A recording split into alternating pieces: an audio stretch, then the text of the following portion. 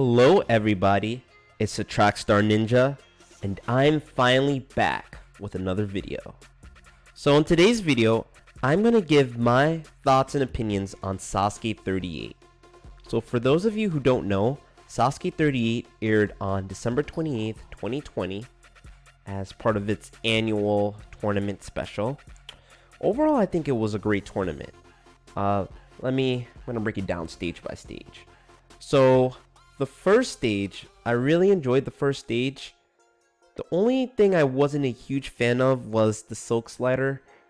I mean, I think it was just too easy. I feel like the obstacle they had previously, I forgot the name of it, but I feel like the fail rate was higher, and you know, it was it was kind of boring in my opinion. But other than that, I think it was great to see the All-Stars. I think the All-Stars did extremely well.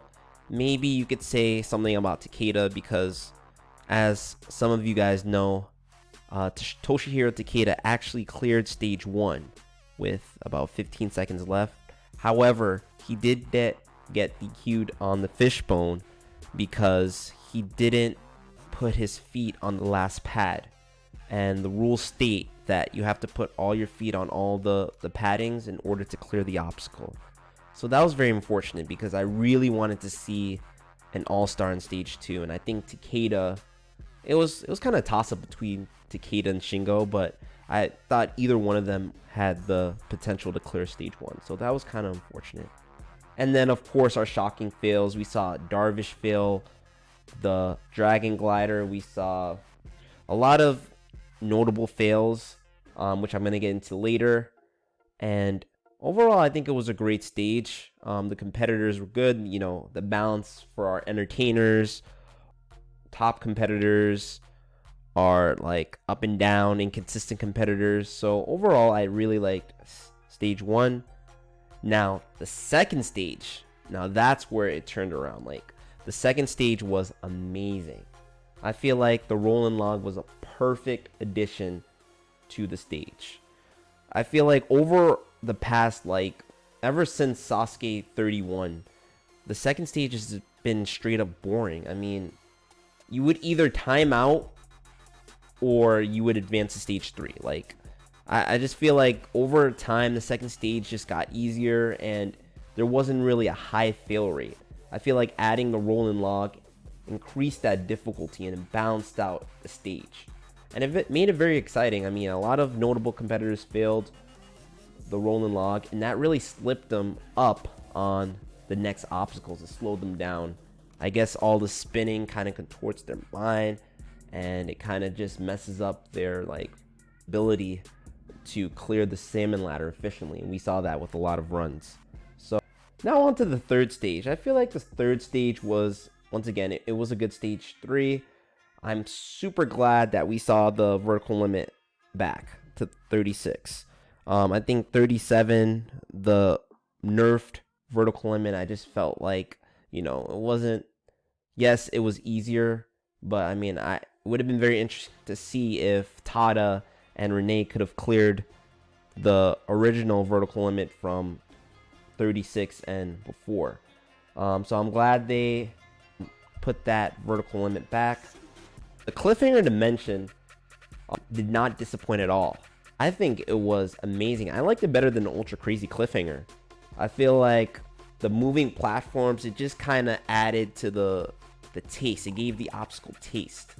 And I feel like it's just requires a lot of accuracy, precision, just timing overall, I think was the main factor to clearing it. So that was good. Unfortunately, there was some controversy with one of the competitors, the Black Tigers, Yoshiyuki Yamamoto.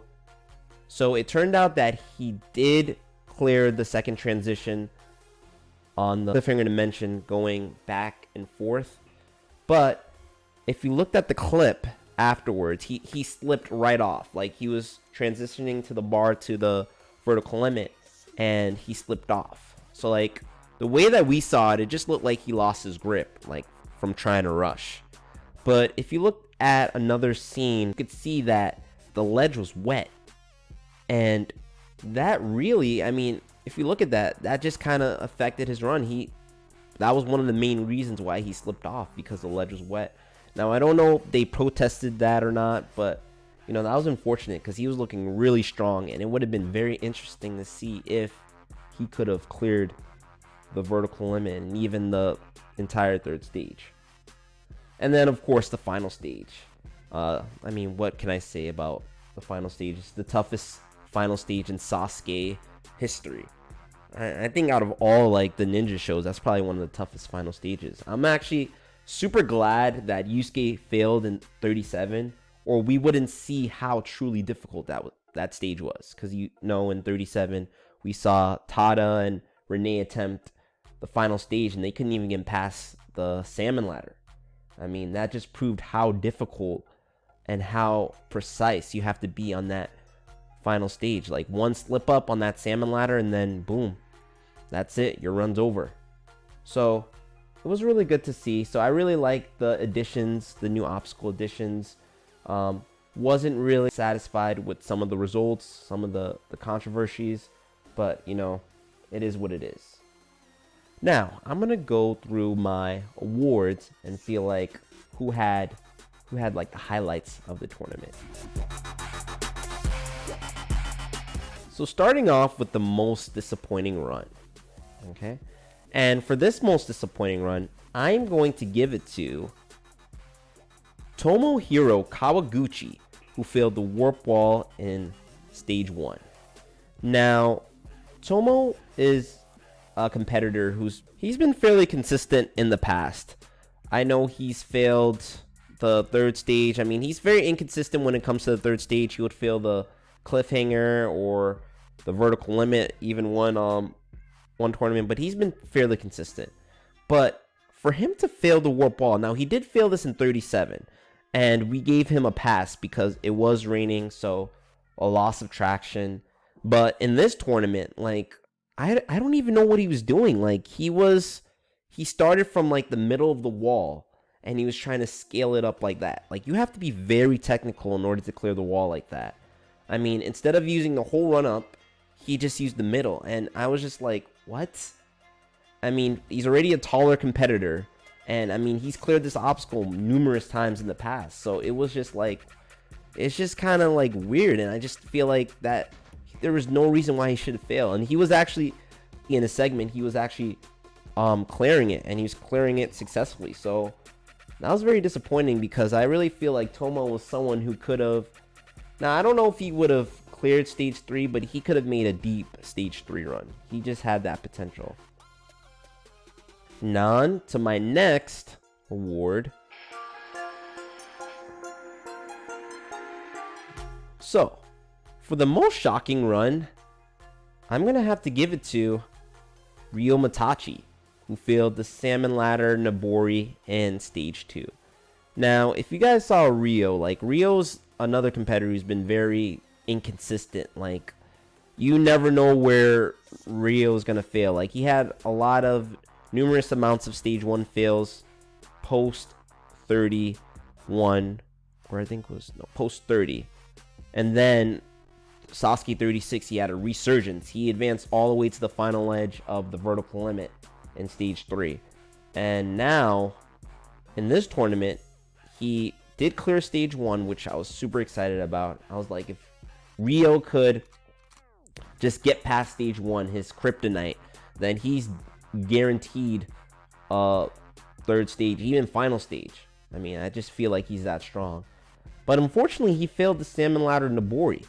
Now, if you look at his run, it looked like he did get hung up on the rolling log for some time. Like, the momentum stopped the rolling log, and he had to kind of readjust his body position, and that could have mentally affected him throughout the run. But like, he looked like a novice on the salmon ladder. Like, he couldn't even get up the first, like, he was struggling to get up the first 3 rungs. Like, he didn't know what he was doing.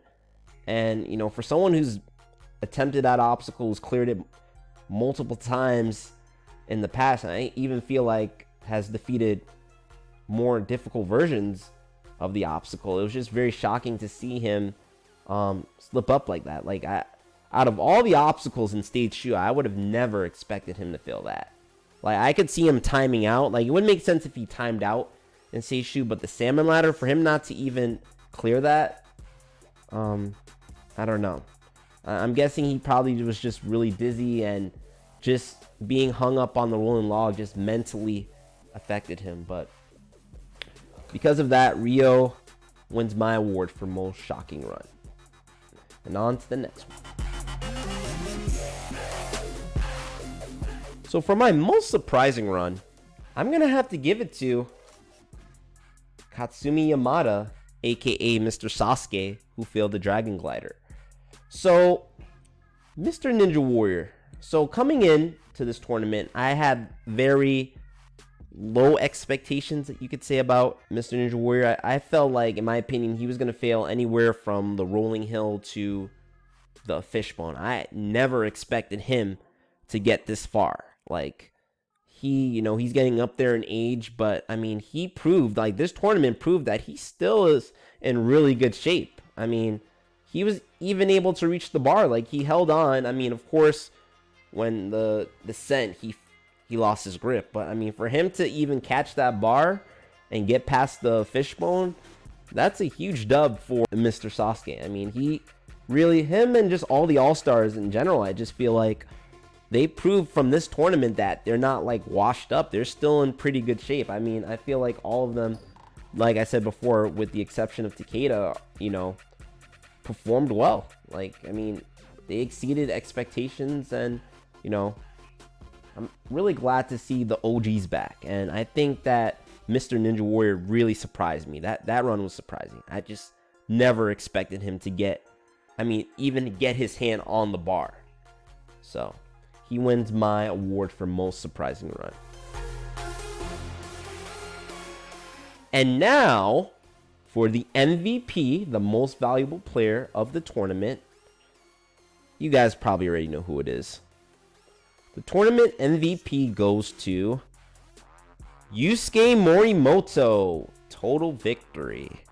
Now, coming into this tournament, I mean, you even saw in our predictions video that we predicted Yusuke to achieve total victory. I mean, he was so super close in 36. Like, he was inches, like right there. So there was just no doubt in my mind that he could not defeat this course. He was the one who was going to clear this course. Now, 37, he did slip up. He did fail the warp wall due to it being wet. So, that was an upset. But, I'm extremely glad he didn't, because, like I said before, like, we would have never got to see how difficult that final stage was. I mean, his first attempt at 35, he timed out on the rope climbs. 36, he missed the buzzer by inches. So, seeing other people attempt, it was good to see other competitors attempt, so we would have known, we could see how difficult, the extreme, how precise, how accurate you got to be on that salmon ladder if you want to clear the course. So, Yusuke, I'm extremely glad that he cleared. He achieved total victory for the second time, and he's just a great competitor, just a great person.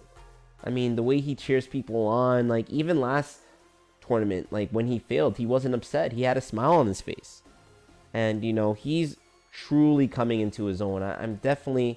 He's up there, right? I say right now, just this win puts him as the second greatest Sasuke competitor ever, behind the one and only Makoto Nagano. I just think he's at that level now.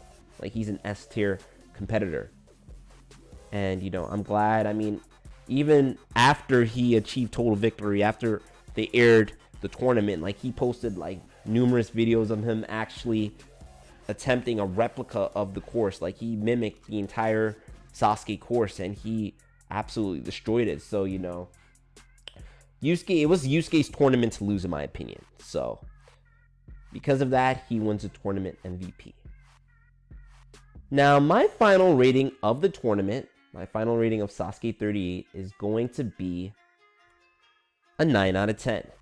Now, I was thinking of maybe giving it a 9.5, maybe a 10, but due to the controversy with Yoshiyuki on the cliffhanger dimension, just kind of other like controversies on like the first stage with some obstacles, and the silk slider being in stage 1, not having overall the best obstacles for every stage.